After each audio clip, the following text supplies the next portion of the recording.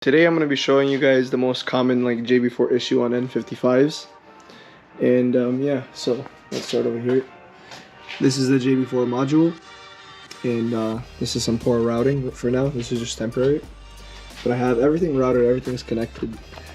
And then some of the main common issues with this while using this JB4 like this is that whenever you're driving, sometimes the car will randomly jerk and it'll give you a drivetrain malfunction or something like that.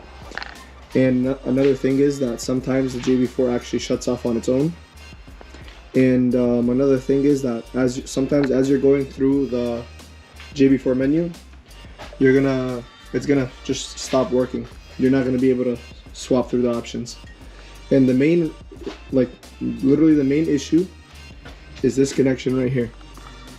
JB4, whoever the company is that makes JB4, this connection right here is super bad. This is the connection that routes from the OBD2 port all the way out here, and that connects the whole thing pretty much. And they have such a really bad connection here. And I'm gonna show you guys something with a little bit of movement. I don't know if you can see that. A little bit of flex, and it disconnects, and it moves around right here.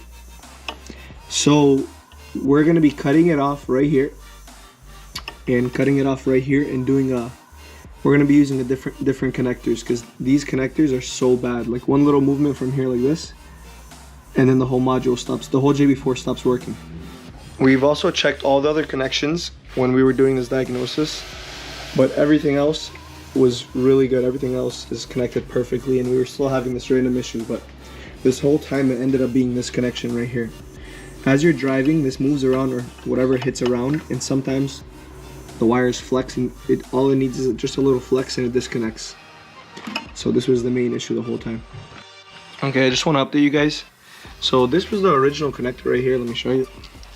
So it was the green and brown wires, and then on this side, I haven't cut this yet, but this is how it looked. It was a green and brown wire.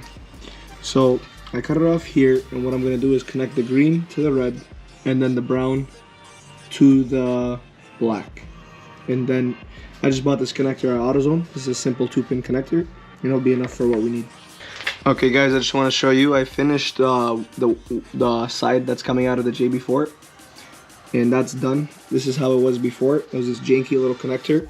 Now we upgraded it to some random universal connector at AutoZone. We did pretty good with the wiring and everything, so this is all set. Soldered everything together, and then used some heat shrink and then some electrical tape. So this side's done. Now I'm going to be working on this end. This end was plugging in like this. If I can show you, I have enough length. Okay, it was plugging in like this, but we're going to chop it off right here where I'm holding it. And then we're going to add this connector facing this way. Alright, so I just ended up doing the other side as well. Now I just want to let you guys know one thing. This wire came in with 3, but all you need is 2 of them. The red one is going to be the one in the middle, and then the black one is going to be the one all the way on the right. I don't know if you guys can see here, but